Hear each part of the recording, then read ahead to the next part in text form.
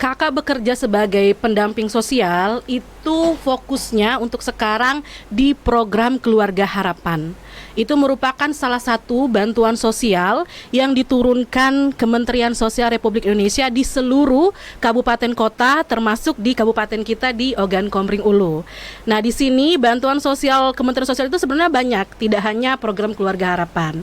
Tapi sekarang tugas kakak itu di program Keluarga Harapan itu visi misi ataupun saran dan juga pesan kami, ya, kami sebagai pendamping sosial ataupun petugas yang memang mengurusi permasalahan sosial terutama bagi masyarakat rentan ini, ialah bahwa visi misi dan saran kami ataupun nasihat kami ataupun pesan kami adalah kami memberikan informasi kepada masyarakat bahwa bantuan sosial yang saat ini diterima itu jangan kita artikan sebagai bantuan yang layaknya gaji setiap bulan, ya.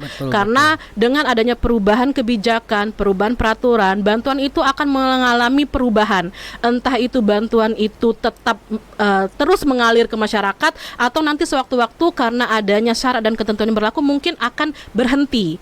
Jadi mari sama-sama masyarakat dan kita semua mengartikan bahwa bantuan sosial itu adalah bantuan yang memang diberikan pemerintah karena ingin membantu masyarakat yang layak menerima. Jadi tidak bisa kita artikan sebagai bantuan gaji, ya, seperti itu. Itu sih pesan kakak kepada masyarakat. Dan juga pesan yang kedua, jangan sampai masyarakat ada oknum-oknum yang mengatasnamakan siapapun bahwa bantuan tersebut harus memberikan gratifikasi atau memberikan potongan dana, itu tidak ada sama sekali, ya. Itu perlu kita ketahui bersama.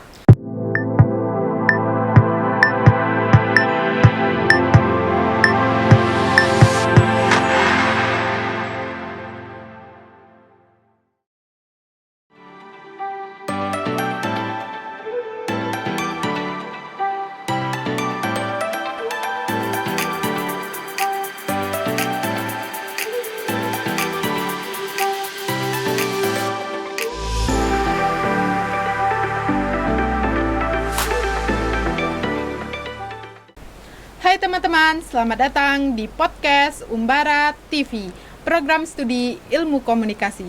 Perkenalkan, nama saya Rizka Dinda Nabila. Dengan saya Muhammad Andri Sanida. Podcast kita kali ini akan membahas permasalahan dengan tema klasifikasi masyarakat rentan.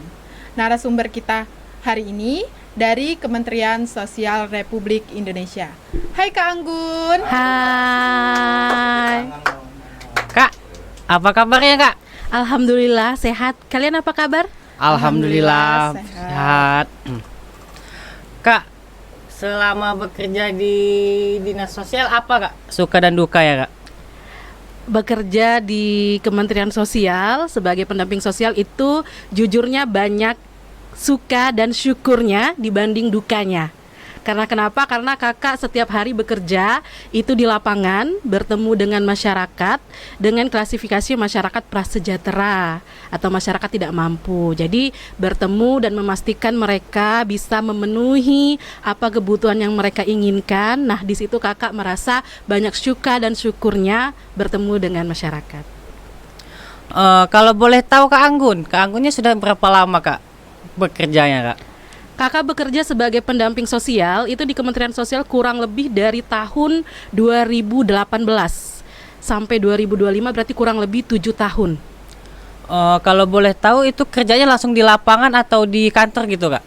Kakak bekerja itu bisa dikatakan 80% itu di lapangan, 20% mungkin itu di kantor. Jadi memang kakak bertugas itu di lapangan untuk melakukan edukasi dan juga sosialisasi ke berbagai masyarakat, terutama tadi masyarakat prasejahtera terkait tentang bantuan sosial. Jadi memang kakak lebih banyak di lapangan dibanding di kantor, seperti itu. Kalau boleh tahu, Kak, berarti sudah banyak dong kakak yang nemuin karakteristik masyarakat yang di lapangan, Kak. Apa saja tuh, Kak, karakteristiknya, Kak? Kakak kalau di lapangan itu banyak sekali bertemu masyarakat dan luar biasa. Jadi kalau karakteristik masyarakat itu yang ditemuin pastinya karena kakak berhubungan dengan masyarakat tidak mampu, tentu kakak banyak menemukan tentang dari segi ekonomi mereka, betul. Kesusahan mereka, kesedihan mereka, dan juga mungkin juga bertemu dengan mungkin bagaimana masyarakat itu berusaha untuk meningkatkan taraf hidupnya. Nah, disitulah kakak turun dan hadir untuk bisa mendampingi, memberikan pemahaman ataupun sosialisasi terkait tentang bantuan-bantuan yang dikelola oleh pemerintah, terutama di Kementerian Sosial. Nah, tadi sudah dijelaskan sebagai pendamping sosial itu, mungkin sedikit dijelaskan Mbak apa dan programnya tuh apa? Kakak bekerja sebagai pendamping sosial itu fokusnya untuk sekarang di program Keluarga Harapan. Itu merupakan salah satu bantuan sosial yang diturunkan Kementerian Sosial Republik Indonesia di seluruh kabupaten kota, termasuk di kabupaten kita di Ogan Komering Ulu. Nah, di sini bantuan sosial Kementerian Sosial itu sebenarnya banyak, tidak hanya program Keluarga Harapan. Tapi sekarang tugas kakak itu di program Keluarga Harapan itu. Nah, fungsi pendamping sosial itu seperti apa sih, Kak? Fungsi dari pendamping sosial yang paling utama ialah yang pertama sebagai penghubung atau jembatan bagi pemerintah kepada masyarakat. Nah, masyarakat di sini tadi masyarakat prasejahtera ya, di garis bawahi. Jadi, penghubung di sini ialah memastikan bagaimana bantuan sosial yang diberikan atau disalurkan pemerintah itu bisa tepat sasaran kepada masyarakatnya. Nah, di sanalah peran utama kakak untuk melakukan verifikasi dan juga validasi bahwa ketepatan penerima bantuan itu layak untuk diberi bantuan dari pemerintah. Nah, klasifikasi masyarakat rentan yang ditangani oleh Kementerian Republik Indonesia itu seperti apa sih, Kak? Jadi untuk klasifikasi masyarakat rentan yang dikelola dari Kementerian Sosial itu sebenarnya banyak sekali ya. Jadi kalau secara peraturan itu sebenarnya ada 26 kategori masyarakat yang sangat layak untuk dibantu, yaitu masyarakat rentan tadi. Nah, masyarakat rentan ini perlu kita ketahui bersama bahwa itu merupakan masyarakat yang memiliki ketidakmampuan untuk hidup secara layak seperti masyarakat pada umumnya. Dalam arti ketidakmampuan mereka ini, mereka memiliki keterbatasan, entah keterbatasan secara fisik ataupun secara ekonomi dan lain-lain. Kak, kan kakak kurang lebih sudah beberapa tahun Kak ya ini bekerja ya. Apakah kakak sudah, bukannya maksudnya bukan kakak ya, apa yang bantuan dari pemerintah sudah terrealisasi dengan baik Kak untuk ke masyarakat yang tidak mampu? Atau memang bantuan itu tepat sasaran, Kak? Baik, selama kakak bekerja, sebenarnya bantuan pemerintah itu selalu mengalami perubahan kebijakan, perubahan peraturan, perubahan nominal, itu sering sekali terjadi. Betul. Apalagi kita pernah mengalami pandemi COVID ya. Betul. Saat pandemi COVID kurang lebih 2020 sampai 2022 itu pemerintah banyak sekali melakukan kebijakan-kebijakan baru ataupun inovasi baru tentang bantuan sosial. Jadi kalau ditanya apakah banyaknya bantuan sosial, itu banyak sekali. Di antaranya mungkin boleh kakak sebutkan ya di sini. Boleh. Yang pertama itu program Keluarga Harapan. Itu adalah bantuan yang bersyarat. Jadi untuk menerima bantuan itu ada syaratnya. Kemudian yang kedua ada juga program sembako. Yang ketiga juga untuk masyarakat rentan ada juga bantuan atensi. Ada juga bantuan untuk rumah sejahtera terpadu. Itu banyak sekali bantuan dari Kementerian Sosial. Tapi dengan syarat memang kita harus melakukan verifikasi atau kunjungan atau mengecek dulu di lapangan. Jadi tidak semerta-merta diusulkan langsung dapat seperti itu. Jadi kita ada mekanisme, syarat dan ketentuan yang berlaku yang harus dipenuhi. Nah, pelayanan terhadap masyarakat rentan itu mungkin Mbak Anggun sudah boleh dijelaskan sedikit? Jadi kalau untuk pelayanan kepada masyarakat rentan, kita ketahui bersama karena masyarakat rentan ini kan mereka memiliki keterbatasan atau ketidakmampuan seperti itu kan. Jadi menurut kakak secara pribadi, pelayanan terhadap mereka adalah pelayanan yang diberikan secara prioritas. Artinya bantuan ataupun bagaimana kita melakukan kunjungan kepada mereka itu dilakukan dengan secara prioritas. Jadi tidak bisa disamakan dengan masyarakat umum pada umumnya ya. Jadi kalau masyarakat rentan pelayanannya mungkin yang pertama, kalau contohnya saja ya, yang pertama misalnya mereka penyandang disabilitas. Artinya cara kita memprioritaskan mereka ialah dengan kita berkunjung langsung ke rumahnya tanpa mereka harus datang ke kantor atau mengunjungi kita. Tapi kitalah yang dalam arti jemput bola. Kita memprioritaskan mereka, kita datang dengan berkunjung ke rumah mereka. Itu salah satu prioritas yang kita berikan. Untuk program dari pemerintah itu sudah banyak Kak ya. apakah sebagian masyarakat telah menerima dengan baik dari pemerintah tersebut, Kak? Baik, sekarang itu untuk bantuan yang digelontorkan pemerintah, itu kan kita menyebutnya bantuan sosial Iya, ya. betul. Sekarang pemerintah itu sudah kurang lebih beberapa tahun terakhir itu memberikan pelajaran kepada masyarakat bahwa bantuan itu dikeluarkan atau diberikan itu dengan cara transparan dan juga berusaha untuk selalu baik dari waktu ke waktu ya. Contohnya ialah bantuan sosial itu langsung diterima masyarakat tanpa perantara. Salah satu contohnya adalah masyarakat itu penerima bantuan mereka akan memegang kartu. Kartu itu disebut dengan kartu keluarga sejahtera atau KKS. Nah, jadi salah satu bentuk upaya pemerintah bahwa bantuan itu dapat terrealisasi dengan baik ialah kartu itu dipegang layaknya memegang ATM. Jadi masyarakat yang mengetahui PIN-nya sendiri, jadi mereka juga bisa mengambil di mana tempat yang memang sudah disediakan, sehingga di sini realisasi bantuan dapat tepat sasaran dan tepat waktu karena bantuan langsung bisa ditransfer pemerintah ke kartu keluarga sejahtera itu.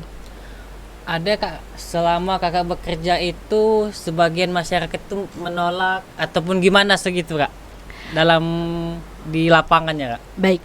Kalau yang kakak temuin di lapangan, masyarakat dalam menerima bantuan sosial itu yang menolak ada. Kita apresiasi masyarakat-masyarakat yang menolak bantuan karena menurut mereka sudah terkategori mampu. Betul. Secara ekonomi. Nah, itu kita apresiasi masyarakat itu, dan di program Keluarga Harapan yang kakak kerjakan sekarang sebagai tugas pokok kakak, itu kita memberikan apresiasi dengan melakukan graduasi layaknya seperti kita wisuda kuliah. Betul. Jadi mereka kita graduasi untuk keluar dari bantuan sosial. Jadi bantuan sosial itu tidak bisa kita sama artikan dengan gaji yang tiap bulan kita terima. Nah, ada masyarakat yang tadi memiliki kesadaran untuk keluar atau graduasi, itu kita apresiasi dengan graduasi. Nah, graduasi masyarakat itu adalah dengan cara mereka menyatakan diri mereka siap keluar dari seluruh program bantuan sosial karena mereka menganggap diri mereka sudah layak secara taraf ekonomi. Itu kan ada penolakan, Kak, ya, dari masyarakat. Sebagian masyarakat telah merasa mampu, Kak. Nah, jadi apakah ada juga, Kak, sebagian masyarakat itu yang mengaku yang mau mendapatkan bantuan? Kan ada juga seperti itu, Kak. Ya, betul sekali. Jadi memang kita sering menemukan dan juga sudah jadi rahasia kita bersama Betul. bahwa banyak masyarakat yang mengaku dalam kategori miskin. Miskin, betul. Karena siapa yang tidak mau gratisan seperti Iya, ya, betul. apalagi bantuan yang diterima tanpa potongan apapun. Betul. Ya. Jadi masyarakat itu juga di sini kakak juga memberikan informasi bahwa bantuan sosial itu tidak ada pemotongan sama sekali. Jadi kalau ada yang minta dipotong ataupun ada biaya admin segala macam itu tidak ada sama sekali.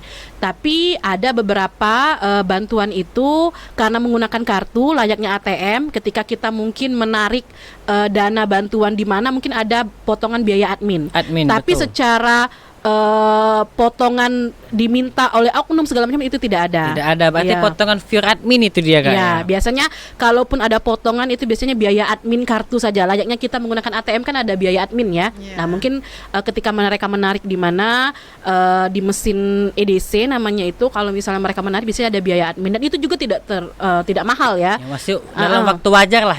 Betul sekali. Jadi kalau misalnya masyarakat yang mengaku-ngaku tadi kalau mereka dapat bantuan, kita sebagai pekerjanya ya, pemberi pelayanan itu kita harus menerima apapun laporan dari masyarakat, termasuk mereka-mereka yang terkategori tadi mengaku-ngaku miskin.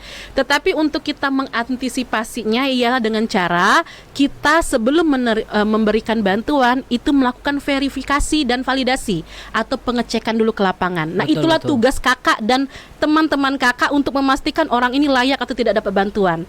Yang kita cek rumahnya, yang kita cek kondisi ekonominya, anggota rumah tangganya, administrasi kependudukannya. Nah, itu sebelum mereka diberikan pemerintah bantuan, biasanya kita melakukan istilahnya ground checking, pengecekan dulu di lapangan bagaimana kondisi mereka secara sosial, secara ekonomi dan juga secara geografisnya. Nah, Mbak, jika ada pengaduan dari masyarakat rentan, apa sih yang dilakukan oleh pendamping sosial?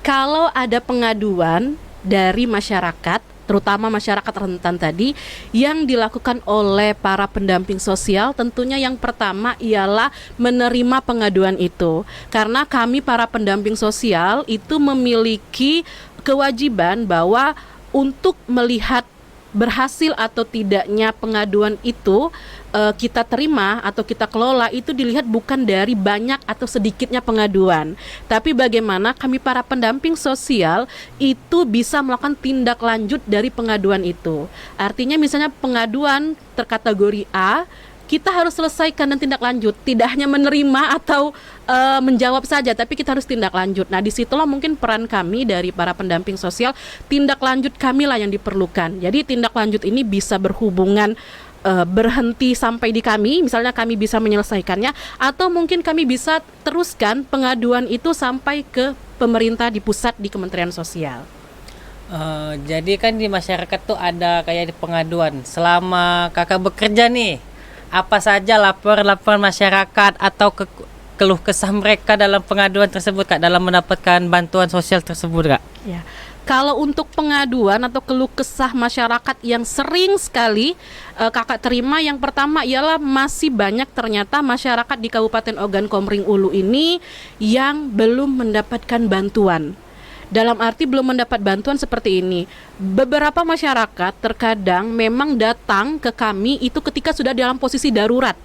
Darurat di sini contoh, mereka sudah sakit, butuh bantuan berobat, atau mereka terkategori anaknya sudah putus sekolah, baru mereka kebingungan bagaimana membantu anaknya biar bisa sekolah lagi. Dalam arti kan ini sudah darurat posisinya. Betul. Mereka sudah sakit, mereka sudah putus sekolah. Nah, ini salah satu beberapa contoh permasalahan yang ditemukan ya, keluh kesah. Tapi sebenarnya lebih banyak dari itu juga kami temukan. Tapi banyak yang datang ke kami keluh kesah ialah kami belum dapat bantuan Bapak Ibu, bagaimana kami bisa dapat. Nah, itu yang sering kami temukan. Dan keluh kesah ini tentunya juga jadi keluh kesah seluruh masyarakat di Indonesia ya, tidak hanya di kabupaten kita. Jadi bagaimana keluh kesah itu kita tampung dari pendamping sosial, dan kalaupun memang mereka layak untuk mendapatkan bantuan itu, biasanya kita memberikan edukasi ataupun sosialisasi kepada mereka bagaimana alur untuk mereka mengusulkan agar mendapatkan bantuan. Apa saja sih edukasi ataupun yang sudah disampaikan ke masyarakat tersebut, Kak? Oke, baik. Jadi kalau untuk edukasi kepada masyarakat, salah satu contohnya tadi ya, Iya, Kak. pengusulan bagaimana mereka mendapatkan bantuan sosial. Nah, salah satu cara mereka ataupun edukasi kami kepada mereka ialah bahwa pengusulan bantuan itu tidak semerta-merta hanya menceritakan saya tidak mampu, ini Betul, rumah betul. saya, Uh-uh. ini kartu keluarga saya, ini KTP saya. Nah, tidak hanya dengan modal seperti itu. Jadi ketika masyarakat sudah memberikan informasi secara administrasi kependudukan, ini KTP-nya, ini kartu keluarganya, ini foto rumah saya Pak, ini pekerjaan saya Pak, biasanya itu yang mereka laporkan. Tapi kita memiliki beberapa mekanisme atau alur yang harus mereka jalankan juga sebagai masyarakat. Ya, salah satu contohnya sekarang pemerintah Kabupaten Oku itu tengah memberikan bimbingan teknis kepada seluruh desa ataupun kelurahan di Kabupaten Oku untuk memegang aplikasi yang namanya SIKNG. Nah, mungkin penjelasannya itu merupakan aplikasi yang menampung seluruh data penerima bantuan di setiap desa atau kelurahan. Jadi kita kalau ada yang datang ke dinas sosial, kita memberikan edukasi kepada masyarakat agar silakan berkunjung ke desa atau kelurahan, kantor lurah ya, maksudnya kantor lurah, kantor desa, bagaimana mereka untuk bisa mengusulkan sebagai calon penerima bantuan. Nah, nanti dibantu oleh desa dan juga kelurahan untuk menjelaskan itu. Jadi ada beberapa syaratnya, itu juga tidak hanya dengan KKTP saja tadi, tapi juga ada musyawarah desa, musyawarah kelurahan yang memang itu harus benar-benar dilakukan secara runut. Karena mengapa? Karena ya kita ketahui bersama bantuan sosial ini duit negara ya, uang negara. Jadi 1 rupiah pun uang harus dipertanggungjawabkan. Jadi kita bersama-sama baik dari pendamping, dari dinas sosial, Kementerian Sosial, sampai ke pemerintah desa dan kelurahan, itu harus sama-sama bahu-membahu memastikan bahwa yang menerima bantuan itu memang layak. Nah, disitulah nanti mekanisme-mekanisme pengusulan bantuan bisa dibantu secara runut penjelasannya dari tingkat desa sampai ke kami di pendamping sosial juga. Mungkin nih yang sudah ditunggu-tunggu, mungkin tadi kan kita telah menjelaskan beberapa yang telah sampaikan kakaknya. Berapa sih Kak kalau boleh tahu Kak nominal setiap kakak yang diterima masyarakat Kak? Bantuannya. Bantuannya, betul Kak. Baik. Kalau untuk secara bantuan, beda nominal ya. Betul. Jadi yang pertama kakak kan pendamping sosial, sekarang fokus di program Keluarga Harapan. Atau mungkin masyarakat sering mendengarnya program PKH ya, PKH. Singkatannya. Nah, program PKH ini setiap masyarakat itu mendapatkan dana bantuan yang berbeda-beda. Karena kenapa? Karena program Keluarga Harapan ini adalah salah satu bantuan yang bersyarat. Bersyarat dalam arti beberapa syaratnya ialah memenuhi beberapa komponen. Kalau kami sebagai pendamping sosial menyebutnya ya. Komponennya bersyaratnya adalah yang pertama, di dalam kartu keluarga atau dalam keluarga itu memiliki komponen pendidikan. Artinya komponen pendidikan anak sekolah. Ada juga komponen disabilitas. Apakah dalam keluarga itu ada yang disabilitas atau tidak? Tidak. Yang ketiga juga, adakah yang lansia atau lanjut usia? Lanjut usia. Nah, itu juga nominal bantuannya berbeda. Dan juga ada juga ibu hamil atau anak balita, dan itu juga mendapatkan bantuan. Jadi untuk nominal bantuan di program Keluarga Harapan itu beraneka macam ya. Jadi tidak sama setiap keluarga.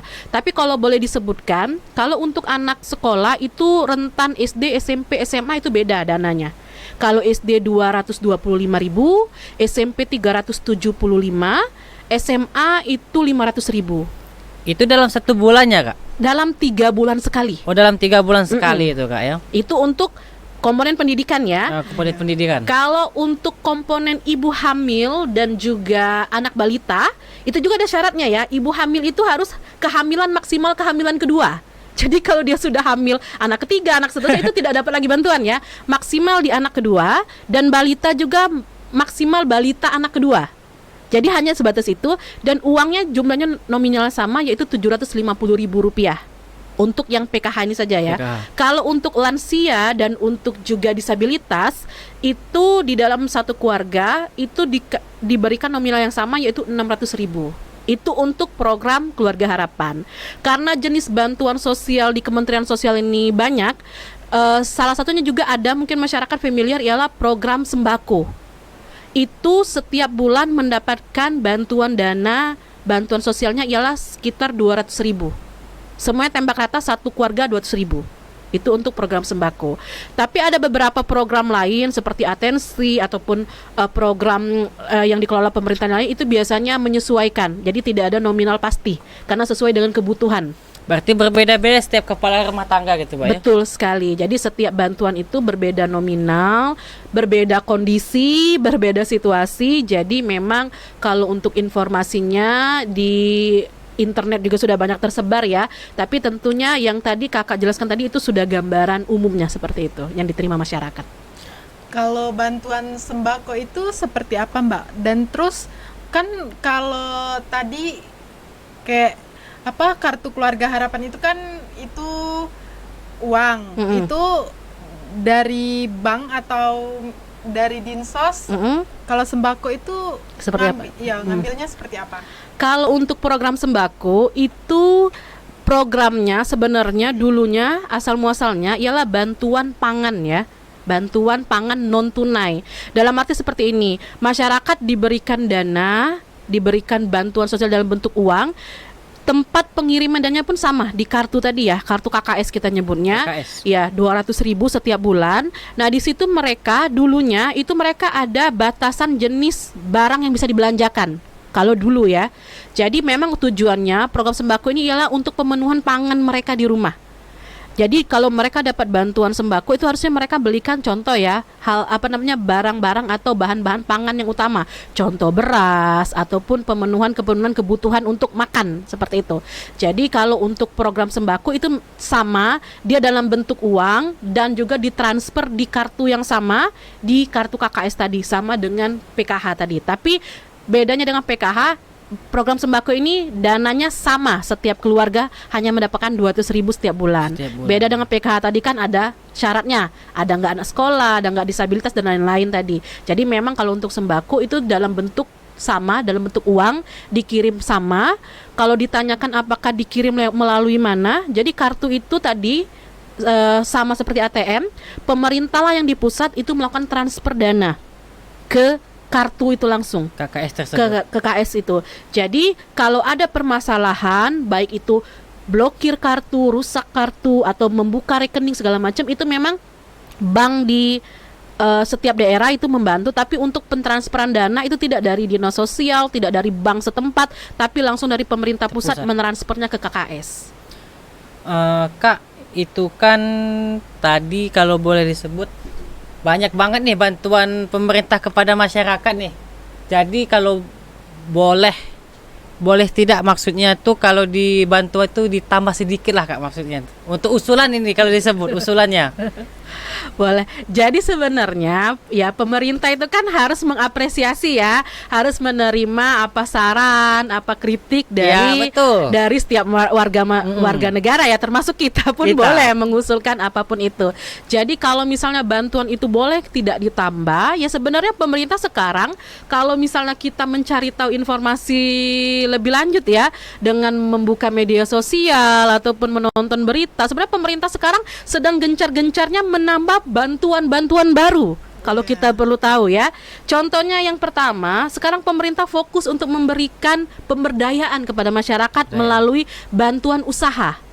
Nah, di Kementerian Sosial tahun ini juga sedang memberikan inovasi atau jenis bantuan baru, yaitu program pemberdayaan sosial ekonomi, di mana para masyarakat rentan tadi itu mereka nantinya melalui syarat dan ketentuan yang berlaku akan diberikan bantuan modal usaha dari program ini tadi. Nah, jadi kalau ingin ditambah, sebenarnya pemerintah sekarang sedang gencar-gencarnya memberikan program-program baru. Salah satunya tadi bantuan usaha.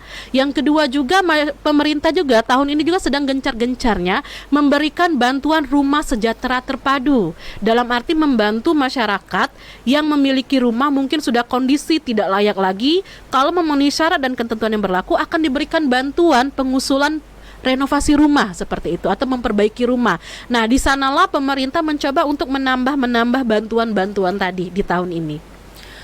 Bantuan tersebut kan tadi ada beberapa uang. Kalau boleh tahu bantuan itu bisa berapa lama bisa diambil gitu, bertahan dalam masyarakat tersebut? Kalau untuk bantuan di sini juga kami memberikan edukasi kepada masyarakat bahwa jangan pernah kita menganggap bahwa bantuan itu kita terlena akan mendapatkan secara terus-menerus. Betul. Jadi kita tidak bisa hidup di bayang-bayang, aku akan dapat bantuan terus nih. Betul. Setiap bulan atau 3 bulan sekali pasti aku cair uang nih dari pemerintah. Kita tidak bisa hidup di bayang-bayang itu ya, karena pemerintah semakin hari semakin banyak kebijakan, peraturan baru. Salah satu contohnya saja mungkin di media sosial sudah viral dan tersebar bahwa Menteri Sosial pun sudah mengatakan bahwa sepatutnya masyarakat yang menerima bantuan program Keluarga Harapan salah satunya itu maksimal 5 tahun. Nah, Mbak, bagaimana sih kolaborasi atau koordinasi para pendamping sosial kepada stakeholder atau pemerintah dalam menangani permasalahan masyarakat rentan? Jadi kalau koordinasi ataupun kolaborasi, sebenarnya kami para pendamping sosial itu sangat berkolaborasi dan berkoordinasi di berbagai program-program ini agar bisa berjalan dengan baik di kabupaten kita, ialah dengan dinas sosial. Jadi stakeholder atau pemerintah yang sangat dekat ataupun yang sangat sering kami melakukan koordinasi dan kolaborasi adalah dinas sosial. Nah, untuk di lapangan itu tidak pernah lepas koordinasi dan kolaborasi kami dengan pemerintah kecamatan, pemerintah desa ataupun pemerintah kelurahan. Tidak menutup kemungkinan sampai ke tingkat kepala dusun, sampai ke tingkat RT RW kami pun harus kolaborasi dan berkoordinasi. Berarti bantuan pemerintah ini sudah banyak begitu, maksudnya sudah tersalurkan ke masyarakat. Semoga saja untuk kedepannya bagi masyarakat itu banyak yang menerima bantuan tersebut lebih tepat, maksudnya tepat sasaran bantuan pemerintah tersebut. Jadi kalau bisa kayak bantuan-bantuan tersebut lebih di tepat sasarannya, Pak.